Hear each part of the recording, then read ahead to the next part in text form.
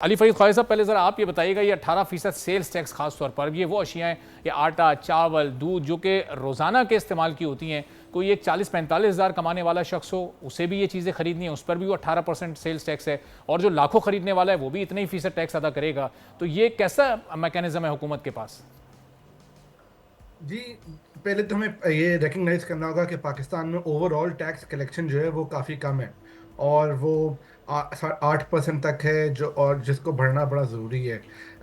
कम से कम 10 से 11% of GDP हमारा टैक्स कलेक्शन होना चाहिए। अब ये टैक्स कलेक्शन कम है, मगर ये इसलिए कम है क्योंकि कुछ सेक्टर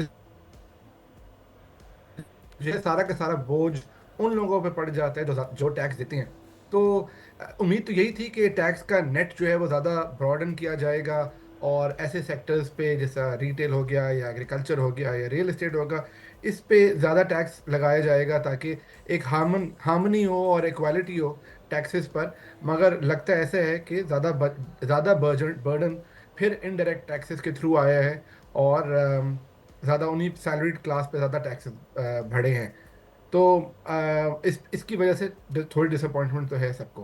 अली फरीद साहब, ये जो इस वक्त अभी 18% जीएसटी से हम ओवरऑल जो मुल्क पर इस वक्त लगा दिया गया है, कितना टारगेट रखा गया है इस पे? ये 18% जीएसटी लगाकर हम कितने अरब जमा कर लेंगे? और क्या ये हुकूमती अखराजात को कंट्रोल करके कुछ हिस्सा इसका हासिल किया जा सकता था, यानी कोई ऑल्टरनेट ऑप्शन मौजूद था जीएसटी के बदले, या फिर बस यही आखिरी ऑप्शन था जिसको लगा दिया गया? जी, आपके गेस्ट ने बिल्कुल सही बात की है कि इस वक्त मॉरल हाई ग्राउंड और मॉरल अथॉरिटी की बहुत ज़्यादा ज़रूरत थी, और बजट ने डिसअपॉइंट किया उस लिहाज से। उन्होंने बिल्कुल सही कहा है कि right sizing of the government और अखराजात को कम करने की ज़रूरत थी। साथ साथ अगर आपको याद हो, प्राइवेटाइजेशन पे भी पिछली केयर टेकर गवर्नमेंट में प्राइम मिनिस्टर ने कहा था कि फरवरी से पहले प्राइवेटाइजेशन 1 या 2 हो जाएंगी। तो उसमें भी डिले है। तो certainly on the side of expenditures and on the side of right sizing, उसमें हमने प्रोग्रेस नहीं देखी जो कि होनी चाहिए थी।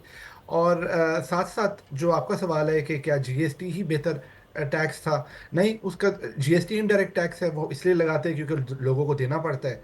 तो ज़्यादा बेहतर यही होती कि रियल एस्टेट पे, एग्रीकल्चर पे, उन सेक्टर्स पे जहाँ पे टैक्स नहीं लगा हुआ, और उन लोगों पे जो टैक्स की नेट के अंदर नहीं है, उनको पहले कवरेज पे लेकर आते। और इनडायरेक्ट टैक्सेस को इतना ना बढ़ाते। मगर द फैक्ट कि इनडायरेक्ट टैक्स को बढ़ाया गया है, इसका मतलब ये है कि गवर्नमेंट ये सिग्नल कर रही है कि टैक्स नेट को बढ़ाना उनके लिए शॉर्ट टर्म में इतना आसान नहीं है। तो अली फरीद साहब, इसका जो इम्पैक्ट पड़ रहा है वो तो एक जो कम आमदन वाला तबका है उस पर ज़्यादा पड़ रहा है। वही 35-40 हज़ार वाला जो है वो भी 18% सेल्स टैक्स अदा कर रहा है, और जिसकी आमदनी करोड़ों में, जब वो ये अशिया इस्तेमाल करेगा तो वो भी इतने ही फीसद टैक्स अदा करेगा।